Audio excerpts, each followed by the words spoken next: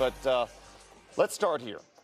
Let's start with the physicality of the game, because we started in pregame, and I think I said to you, see if the Nuggets can match their physicality. I think they did.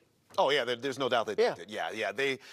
This was a game where the Nuggets defensively, look, and by physicality, it's not just cheap shotting. It's not just it's cutters don't go. Players just don't go where they want. That's physicality. You pick them up. You close space down. You could pick them up. Your pickup points are high up the court so that you disrupt offense, so that you disrupt flow, and that's what the Nuggets were able to do for the most part. And then into that second half and that fourth quarter, OKC started to find some shooting from some other places other than Shai Gilgeous-Alexander. It was able to see them through. But from the standpoint of you wanted your team to match energy, the Nuggets absolutely did that. You talk about energy. You want energy? Yeah. What happened in the second half of this game? I mean, these teams have to play 2 more times. Look at Lou Dort throw a cheap shot at Joker as he's making his way up the court. Joker's like, I don't do this. I don't play these games. Watch again. Yeah, Vic, that's just uncalled for. So you're gonna throw yourself into somebody trying to get up the court after a made bucket? Well, then this ensues. And what ensued was Jalen Williams trying to step in front of a, my goodness. Those eyes, Vic, those eyes. I don't Demonic. know. It is. Wow, man. I mean, that would scare me. That's not a guy that you want to mess with. We've seen that before out of Nikola, right? It's been a while. It's been a while. But he was not happy with the cheap shot, and he shouldn't have been. No. And he shouldn't have been. Because Lou Dort has that reputation around the league. Yeah. And he got appropriately ejected from the game. Yep, exactly right. I thought, because of this fracas afterwards, that perhaps they might throw Joker. Thankfully, they kept him in the game. Yeah. Nothing emerged after that. This was just the double technical foul on each of those two. That's Jalen Williams in front of him who's staring at him. To be honest with you, you can't criticize Jalen Williams. He's protecting his own teammates. Well, he came running in. Yeah.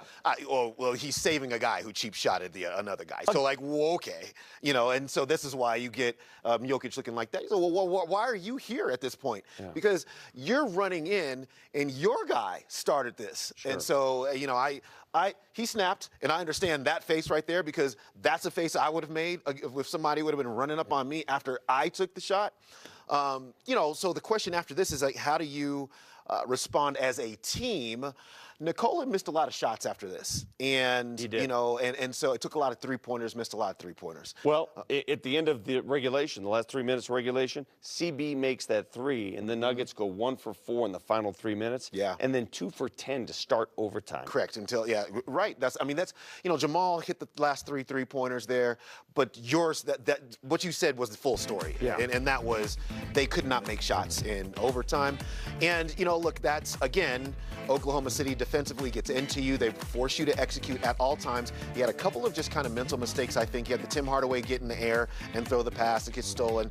You had another turnover right after that. And so those are the kinds of things that, by and large, you're cognizant of over the course of a game. But in these high leverage moments, you also have to really be cognizant of those then, and the Nuggets were not. And this is why a loss like tonight is going to sting, because SGA was on a minutes restriction. Yep. It goes to overtime. He does not play a second of overtime. He couldn't even watch. Yeah, he wasn't watching watching any free throws. his minutes. And they still won. Without him, they won because of stuff like this. You mentioned it. Turnovers. Yep. I mean, live ball turnovers that not only bad, but they result in easy buckets the other way. Yeah, that's, the Nuggets had largely stayed away from some of that, during the course of the game, but they just could not in overtime. You see the steal here as well. OKC just did a lot in transition. And then, look, when you are forced to be scrambling back as a defense in transition, and you have the array of shooters that Oklahoma City puts on the court, Case and Wallace, Isaiah Joe right there, Caruso was hit a couple. It's very difficult to get organized and get out to everybody that you need to get to. That's where OKC thrives. They turn you over, they play in chaos, and then they hit threes or they get straight to the rim. The Nuggets were not able to stay away from those mistakes. SGA carried OKC for 4 quarters until overtime. He carried them. Yeah. He had 36 points. And I know he shoots it a lot, but I don't know how you defend this guy. You really don't. I mean, he gets to 30 every single. I was saying to, I think it was you, he gets to 30 as if it's, 10 for any other. He's just a really great player. When you think you had him, and the Nuggets tried to get their best, right? They blitzed him on ball screens. They just threw straight doubles at him if he was in ISO situations to get the ball out of his hands, and then try to deny him the ball after that. But he still ended up with 36 points, and he's just truly great. He won the MVP last year. He's obviously in the mix for that again this year.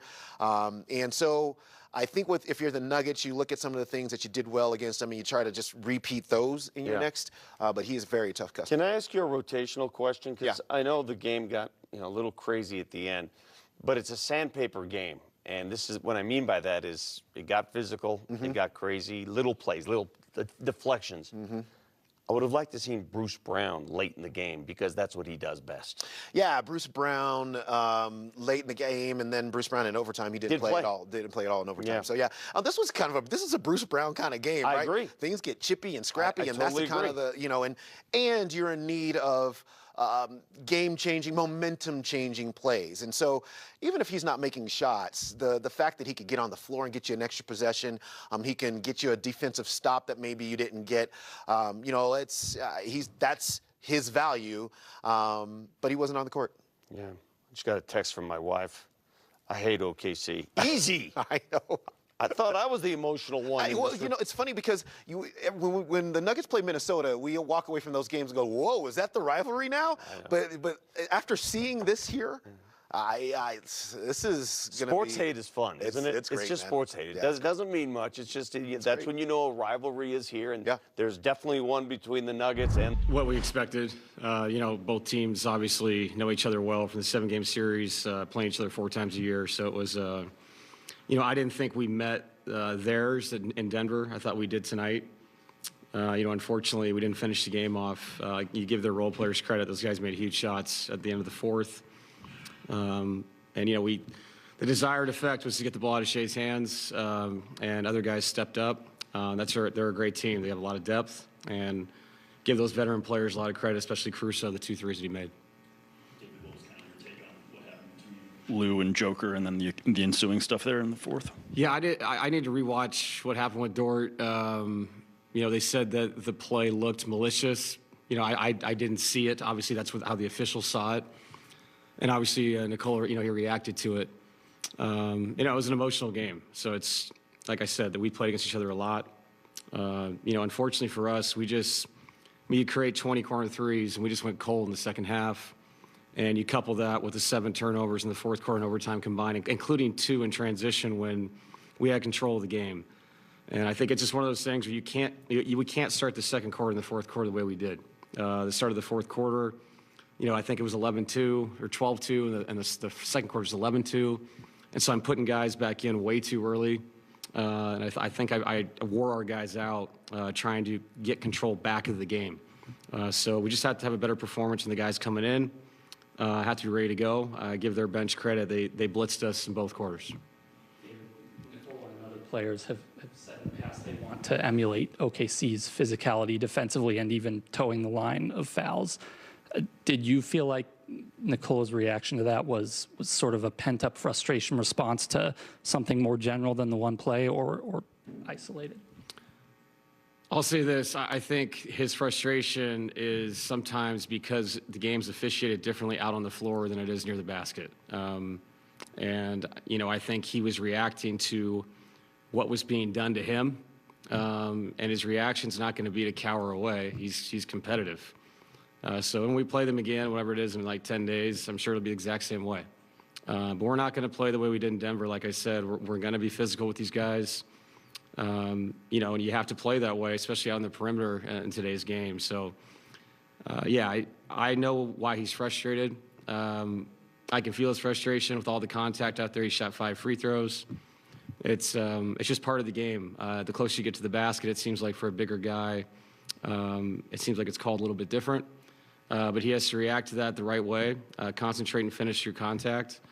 And obviously, with Dort's play, I think that took it to a different level for him. He felt like it was malicious also. During the stretch where you guys are 4-7, obviously 6 of those losses are where you weren't able to close games. Is there a common theme there? Is there something you look at as an issue that you can solve? Yeah, I mean, I think just the two-man game we run, I thought Nikola got great looks from three.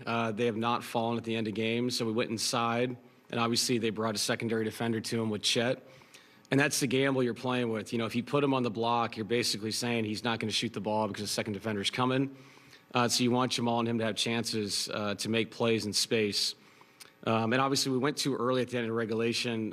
You know, Jamal was out of sorts. He apologized for that after. But the shot we got is because they bring a third defender, those two guys. So as Nikola semi-rolled, the third man was there, and now Cam is naked in the corner. You know, I think that's the key to us late game right now is we're going to have to understand that other guys are going to have to make the shot. They're not allowing those two guys to operate in space, and I wouldn't either. So it's been a struggle in that sense. I think the guys will get used to it more and more, that's what it's going to be. I look back to even Dallas this year when Peyton had a wide open shot in the corner.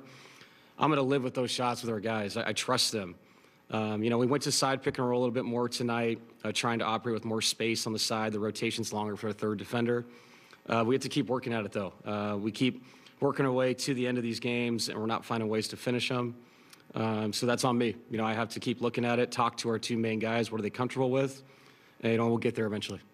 Just specifically in overtime, were you happy with the offensive process as far as going down to the post as much as you guys did? Or how do you kind of evaluate what you guys did? I think once, you know, he was struggling from three, and so it's, you can use Nicole in so many ways. I just thought if we put him down there, he's going to create open shots for other people. You know, I believe we were 3 of 13 from the corners in the second half, which is great shots. But they didn't fall tonight. So, yeah, you have to trust those two guys. I mean, they do so many things to their teammates. You know, Nicole has 14 assists tonight. You know, maybe he has 20 if we shoot the ball better in the second half. But like I said, the start of the second and the fourth killed us. And I give those guys, you know, over there, I mean, they made huge shots. I mean, they really did. Down the stretch, when you're trying to take away a big-time, you know, MVP player, you know, sometimes you live with that stuff. And just like they did, if they bring two people to Nikola and they're blitzing Jamal Murray, you know, somebody else has to eat. And their guys did, and our guys didn't late. Yep. Thanks. Appreciate it. He's exactly right. Listen, case in point, late in regulation, they blitz Jamal, they double Joker, they get a wide open three. Cam Johnson missed. Otherwise, we're not talking about losing this game.